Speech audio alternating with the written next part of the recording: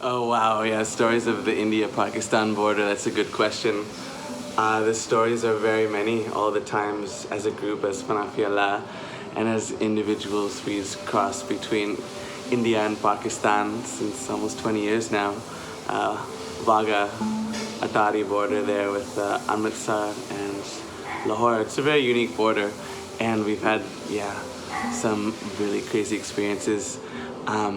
What comes to mind first off, although I'll probably have to share a few stories and have the group share more, is just a year ago crossing the border, since we were touring in Pakistan and in India, typically in the winter there, and what often happens is we just spend a day and cross right over, and then suddenly we're in India. And on this last time though, there was these new, travel e-visas for India, and you had to actually fly into India. So it was just me that was coming in across the border overland. And generally speaking, it's a very quiet border, and it's quite beautiful. Like, it's very spacious, and there's trees, and there's people there that are very kind, and it's very grounded. And then you just get to this border point, and all of a sudden things switch from India to Pakistan. It's like crossing between two worlds on distant sides of the galaxy in so many ways.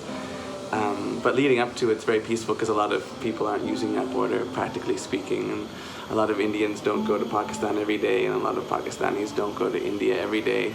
So it's a little bit desolate and beautiful. We know the people often at the border because they've seen us come again and again and again across, and they made that reference as us being this foreign QAWWALI group, foreign in a sense, I guess.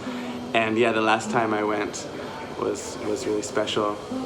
I remember going up with my cart with the instruments and everything to the border lines where you have your passports checked and stamped, and there was only like a few people in the lines and 3 different border officials and going about their business, and I was innocently driving my cart in to get into one of the lines, and one of the border officials was like, "Tahir bhai, salam alaikum, kya ajao." And everybody in the lines stopped and just turned around and looked, who's this Tahir bhai? And the other people that were stamping, the other border officials stamping the passports, just completely stopped what they were doing and were just looking. And the guy was like, "Ajao, ek qawwali suna, ek gana suna, koi aapkan masi." And I was just there on the spot with all these people in the lines and all the border officials, and I had no other choice. I was it was all big and vast in there, like an open cathedral. So it's like, "Oh, Allah, chambe di puti," and just I had no choice but to just sing it at the top of my lungs, and it just resonated really beautifully in this, in the stone kind of marble environment, and everybody just was quietly just listening while I just sang about 15 minutes of Hazrat Sultan Bahu, at full voice. And then after I finished, everyone was like, "Ah, kya baat, kya baat, kya baat." And then he just took my passport and just stamped it without looking at it. And it was it was a special way to connect with that, because there's so many issues and so many challenges and so much patience one has to have traveling between countries so much the way we do, and getting visas constantly. Always our passports are somewhere, getting one visa or another. And so that was a really positive and precious experience. Like I said, there was a lot of challenging experiences as well on the border, but really it goes to show how lucky we are as foreigners being able to cross between India and Pakistan so regularly.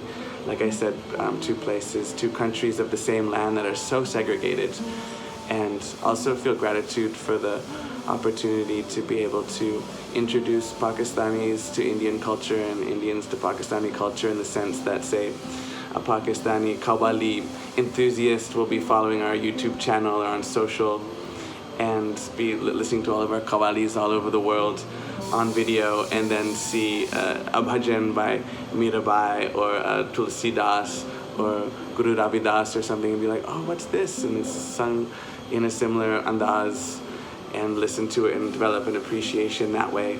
or in the same way that we have many Indian followers on YouTube, like hundreds of thousands, so they'll be listening to whatever like filmy Geet or Tumri or Kirtan or Bhajan or whatever, and then see, oh, what are all these Qawwalis here by this group, and start to develop a unique affinity for it in that way as a bridge. And it wouldn't be normal that they'd step out of their comfort zone to see something different like that.